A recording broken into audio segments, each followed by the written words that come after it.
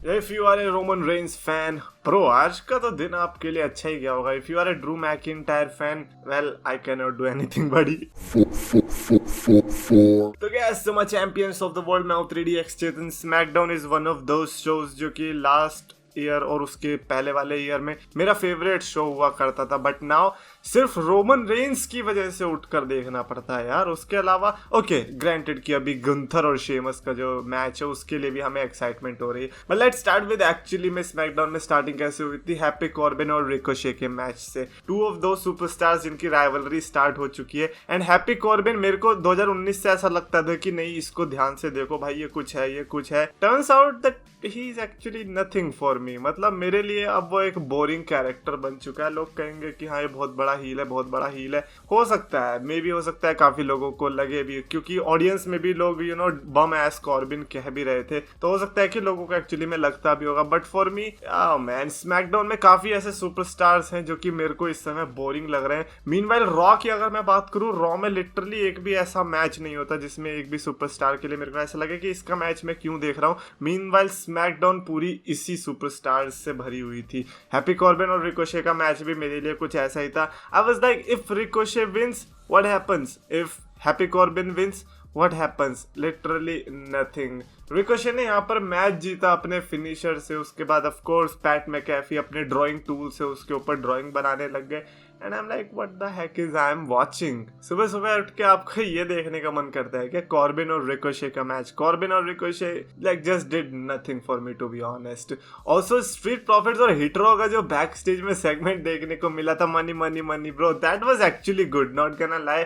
And I think ये शायद इसीलिए भी किया गया होगा ताकि स्ट्रीट प्रॉफिट्स को जो चीयर मिलती है वो थोड़ी चीयर हिटरो को तरफ भी ट्रांसफर हो जाए, क्योंकि लास्ट टाइम रिएक्शन अच्छा नहीं मिला था. ऑल्सो किलर क्रॉस क्यों बोला, मेरे मुंह से किलर निकल गया. बट एनीवेज कैरियन क्रॉस ने जो ड्रू मैकिंटायर के सपनों को तोड़ने की धमकी दी. उन्होंने कहा कि your time is back actually taking. Basically Drew McIntyre के ऊपर ऑलरेडी ब्लड लाइन का प्रेशर तो है ही है, ये अलग से कैरियन क्रॉस की मिट्टी चल रही है. पता ही नहीं चल रहा कि करना क्या चाह रहा है बंदा, या तो सीधा आके ठोक ठाक के अलग करे. बेचारे इतने मेकअप वेकअप करते. स्कारलेट को तो पूरा तैयार होना पड़ता है just because of those small promos.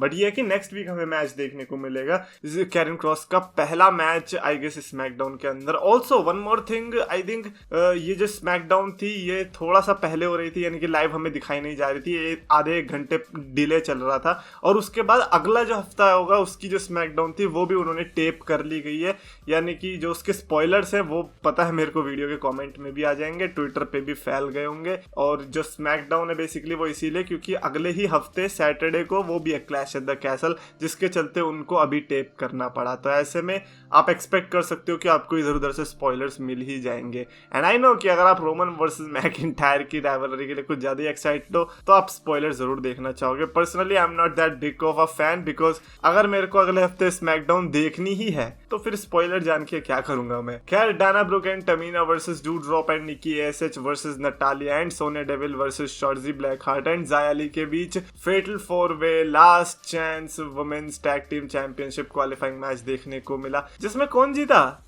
Natalia and Sonya devil.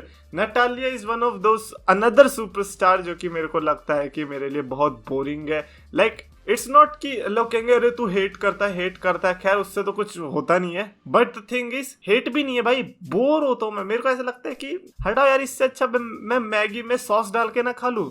Yes I know weird है, बट नटालिया का मैच देखने से तो वियर्ड नहीं होगा ना. तो मैं बस यही सोचता हूँ कि नटालिया पे कैसे ट्रस्ट करते हैं लोग, I don't even understand bro. But खैर उसके बाद जो आया that was the segment, Sheamus and Gunther का फेस ऑफ. शेमस की पूरी पलटन आई थी, गुंथर की छोटी सी पलटन, लुडविग काइजर, वो भी वो बंदा जिसको पनिशमेंट ही मिलती रहती है गुंथर की तरफ से. खैर दोनों का जो फेस ऑफ देखने को मिला था, दोनों ने एक दूसरे की रिस्पेक्ट भी करी कहीं ना कहीं, बट दोनों को ये भी पता था कि सामने वाला बंदा कितना तगड़ा है, किस लिमिट तक वो ले जा सकता है.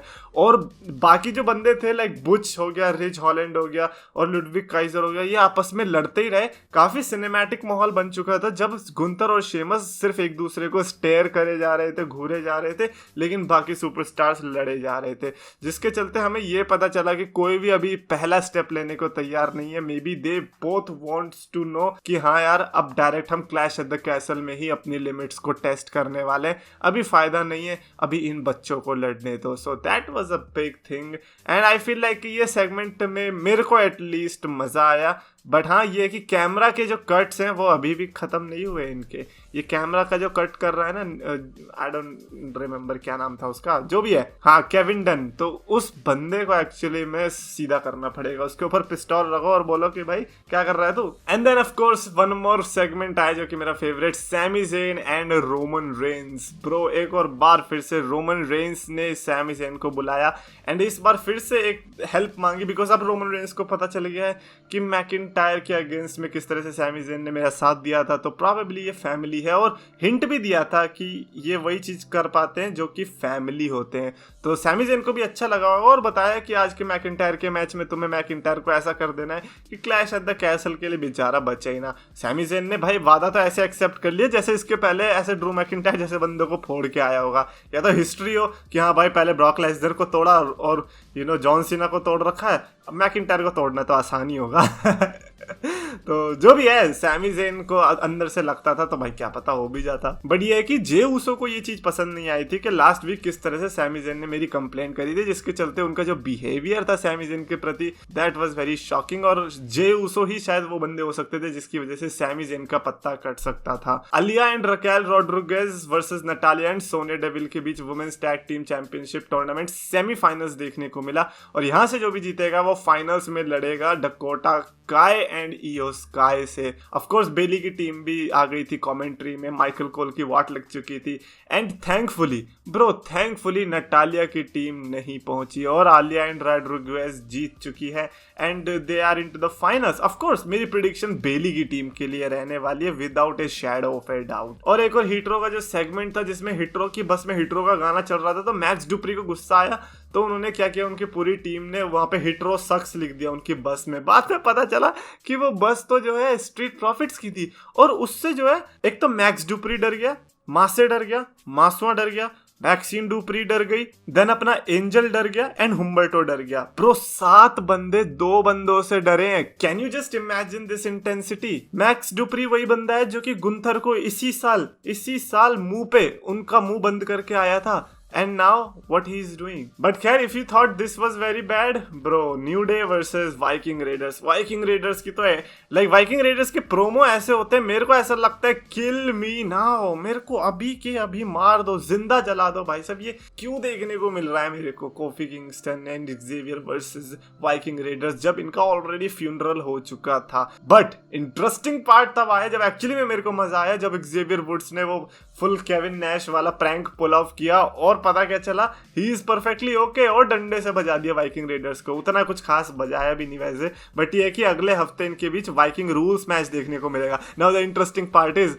वाइकिंग रूल्स का मतलब पता है, no rules no rules match देखने को मिलेगा। Interesting. And finally Drew McIntyre versus Sami Zayn का मैच देखने को मिला, जो कि एक्चुअली में एक अच्छा मैच था। मेन इवेंट के लिए मेरे को लगा कि आज की पूरी स्मैकडाउन कैसी भी रही हो, but at least main event was good, specially जब मैकिंटायर ने क्लेमोर से हराया। इवन दो ऊसोस ने हेल्प करने की कोशिश करी, कुछ फायदा नहीं हुआ, बट इवेंचुअली रोमन रेंस आए because he was under pressure. Last week जिस तरह से ड्रू मैकिंटायर ने स्टैंड टॉल करे थे और जिस तरह से क्लोजिंग पोज दिया था स्मैकडाउन के लिए, रोमन रेंस को पता था अगर आज भी भारी पड़ गया ड्रू मैकिंटायर तो फिर क्लैश द कैसल के लिए उनके लिए दिक्कत हो सकती है। तो रोमन रेंस ने आके पूरा मास्टर प्लान पहले ही रच दिया था।